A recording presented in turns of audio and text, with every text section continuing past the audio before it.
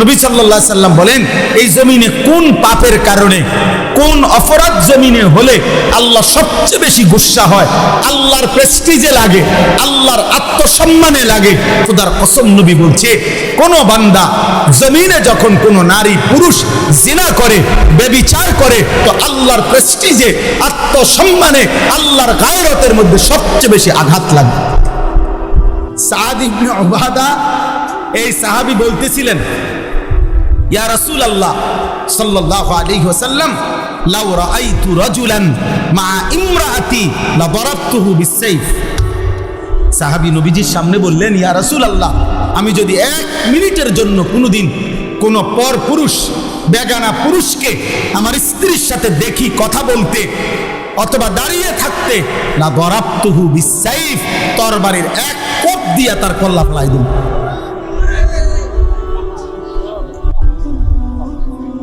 আচ্ছা, উপস্থিত সাহাবীরা তৎক্ষণাৎ এই নবীজির এই সাহাবীর এই কথা শুনে উনারাও বলে উঠছেন আল্লাহু আকবার। হাদিসে আছে, উনারা সবাই বলে উঠছে, মানে বাপরে দেখছুনি বেটার হিম্মত কি, আল্লাহু আকবার বলে উঠছেন। এবার নবীজি বললেন, আতাআজাবুনা মিন গায়রাতি সাদ, তোমরা আমার সাদের হিম্মত, সাহসিকতা, আত্মসম্মান বোধ, গায়রত দেখে অবাক হলে শোনো সাহাবারা। নবী বললেন, ওয়াল্লাহি আনা আগিয়ারু মিনহু, আল্লাহর কসম আমি মুহাম্মদ সাল্লাল্লাহু আলাইহি সাল্লাম, আমি তার চাইতে বেশি আত্মসম্মানওয়ালা, আর ওয়াল্লাহু আগিয়ারু মিন্নি, আর আমার মহান আল্লাহ তার চাইতে বেশি আত্মমর্যাদাবান।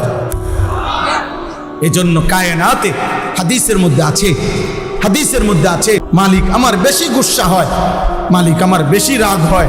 এজন্য গুসার কারণে নবী বলছেন, আল্লাহই তো বিধান। এজন্য বলছি, বন্ধু ও জেনা করলো, ও ব্যভিচার করলো আমার জমিনে, ওরে খাওয়াইলাম আমি, ওরে পড়াইলাম আমি, এত বড় কায়নাত দিয়ে আমি তাকে লালন পালন করছি, ওরে আমি বলছি তার জন্য আমি হালাল বিবাহের ব্যবস্থা রাখছি, ওরে আমি বলছি তার স্ত্রী আমি ব্যবস্থা করেছি, ওর যৌন চাহিদা আমি আল্লাহ দিয়েছি, ওই নারী আমি সৃষ্টি করেছি, এই পুরুষ আমি সৃষ্টি করেছি, শাহওয়াত আমি সৃষ্টি করেছি, লজ্জাস্থানের চাহিদা আমি সৃষ্টি করেছি।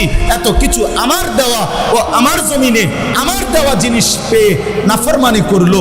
আল্লাহর নবীকে আল্লাহ বলছে, বন্ধু খবর লাগান, এটা যদি বিবাহিত পুরুষ এবং নারী হয়, এই জিনাকার পাথর মাইরা ফেলেন, পাথর মারে জাগাত পরে আমি বিচার করবো, আবার পরে আখিরাতে। এখন ওয়ালিয়াশহাদ আযাবাহুমা তাইফাতুম মিনাল মুমিনিন, সমস্ত এরকম মজমায় ইমানদার মানুষের সামনে খোলা ময়দানে ওপেন প্রকাশ্যে পাথর মাইরা ওগুলার মাইরা ফেলেন। আর অবিবাহিত পুরুষ নারী হলে 100 করে চামড়ার বেত্রাঘাত করেন, যেন এক বাড়িতে 100 বছর মনে থাকে। কেন এত? ইসলামী শরীয়তে এর চাইতে কঠোর কোনো শাস্তি নেই, তাফসীরে আছে, এর চাইতে কঠিন কোনো শাস্তি নেই। ইসলামী হুকুমত, ইসলামী খেলাফতের এটা জিম্মাদারি।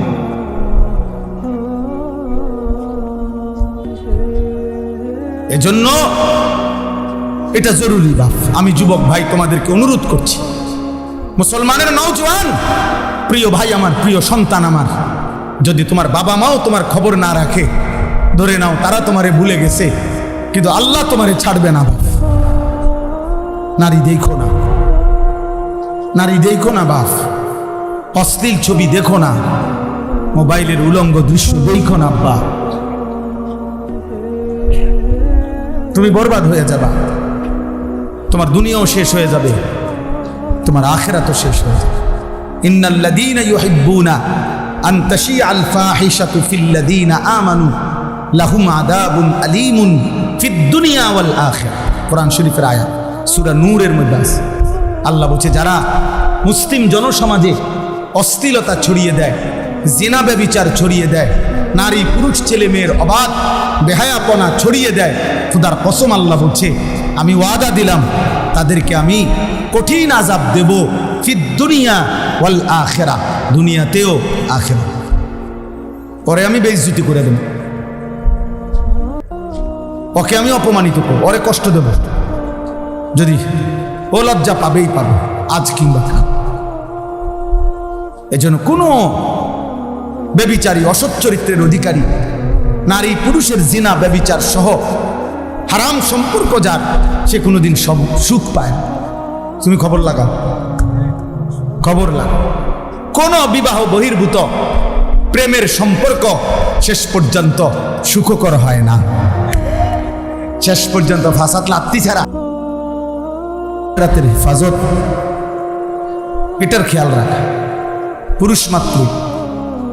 আমার প্রথম দায়িত্ব এটা। পৃথিবীর কেউ আল্লাহকে না মানে আমাকে সেজদা দিতেই হবে। পৃথিবীর কেউ গুনাহ না ছাড়ুক, আমাকে ছাড়তে হবে। এই হলো প্রথম দায়িত্ব। আলাইকুম আনফুসাকুম। আল্লাহ বলছে, হে ঈমানদার, নিজেকে আঁকড়িয়ে ধরো। কু আনফুসাকুম, হে ঈমানদার, নিজেকে জাহান্নামের আগুন থেকে বাঁচাও। ওয়াসতাবির আলাইহা, আল্লাহ বলছে নিজে নামাজের উপরে মজবুত থাকো। ফাকাতিল ফি সাবিলিল্লাহ লা তুকাল্লাফু ইল্লা নাফসাক। আল্লাহ বলছে, হে নবী, বন্ধু আমার, আপনাকে বলছি, যদি আপনার সাথে আপনার একজন সাহাবীও যুদ্ধের ময়দানে না থাকে, তবে আপনি একাই আল্লাহর পথে জিহাদ করেন। ফাকাতিল, সূরা নিসার আয়াত, এক বচনের শব্দ, ওয়াহিদে মুজাক্কারে হাজার, এবং বলছে লা তুকাল্লাফু ইল্লা নাফসাকা। সর্বশেষ এই পৃথিবীর কারো ব্যাপারে যদি আপনি জবাবদিহি করতে নাও হয়, আপনি কিন্তু নিজের ব্যাপারে জবাবদিহি করতে হবে। নবীজিকে বলছে, নবীকে, রাসূলুল্লাহ সাল্লাল্লাহু আলাইহি সাল্লামকে আল্লাহ বলছে, বন্ধু, আপনার হিসাব দিতে হবে। আপনি আপনার নিজের উপরে, আপনি আল্লাহর হুকুমের আদিষ্ট মুকাল্লাফ। নবীজি সাল্লাল্লাহু আলাইহি সাল্লামের জীবনে একটি যুদ্ধে, হুনাইনের যুদ্ধ, ৮ম হিজরিতে মক্কা বিজয়ের পরে নবীজি সাল্লাল্লাহু আলাইহি ওয়াসাল্লাম এই যুদ্ধটি করেছিলেন। ওই যুদ্ধে ১২,০০০ সাহাবী নবীজির সাথে ছিল, কাফের ছিল মাত্র ৪,০০০। এই একটাই নবীজির জীবনের যুদ্ধ, যেই যুদ্ধে কাফের ছিল কম, মুসলমান বেশি। কিন্তু ওই যুদ্ধে কাফেরদের প্রথম আক্রমণে এমন তীব্র আক্রমণ করছে তারা, মাত্র ৪,০০০। ১২,০০০ সাহাবী একসাথে নবীজির সঙ্গ ছেড়ে দিয়ে যুদ্ধের ময়দান থেকে ছিন্ন ভিন্ন, ছত্রভঙ্গ হয়ে গেছে। যে যেদিকে পারছে সরে গেছে আক্রমণের ছুটে।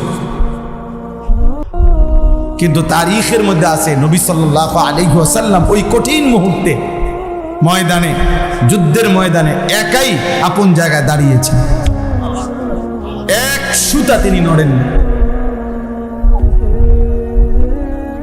এবং সাহাবায়ে কেরামকে ডাকছেন, আনা নবিয়্যু লা কাযিব, আনা ইবনু আব্দুল মুত্তালিব, ফিরে আসো, আমি মিথ্যুক নবী না, আমার উপরে আল্লাহর সাহায্য আছে। তাইলে নবীজি সাল্লাল্লাহু আলাইহি সাল্লাম যদি বলতেন, মাওলা আমার সাথে ১২,০০০ ছুটে গেছে, এই জন্য আমিও ছুটে গেছি, না, আল্লাহ বলবেন, বন্ধু, ১২,০০০ সাহাবী ছুটে যাক, আপনি দৌড় দিলেন কেন? আপনি এটা বল, হয় হেরারটা হেরার জিগাম, আপনারটা বলো, আপনি দৌড় দিছেন কেন? এই জন্য নবীজি দেখাইছেন যে না, আমি দৌড় দিইনি, আমি আপন জায়গায় দাঁড়িয়েছি। কেন? ফাকাতিল ফি সাবিলিল্লাহ। আল্লাহ তো আমারে বলছে, প্রয়োজনে আপনি একাই আল্লাহর পথে যুদ্ধ করুন। আল্লাহ তো আমাকে বলছে, আমি শেষ, আমি আমার হিসাব দিতে হবে। এই জন্য প্রথম জিম্মাদারি। এই জন্য প্রিয় ভাই, বাবা, একটি মাহফিল এটা একটা প্রদর্শনী না, এটা নির্বাচনী জনসভা না। আমি কোনো প্রার্থী না, আমার কোনো মার্কা নাই।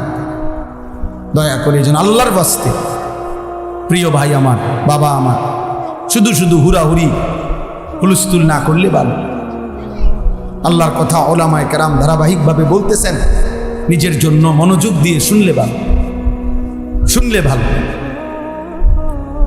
এই প্রচন্ড গরমের মধ্যে আপনারা কষ্ট করে বসছেন, অতএব মনোযোগ দিয়ে কষ্ট করেই শুনেন, আল্লাহ বরকত দিবেন। আল্লাহ বরকত দিব।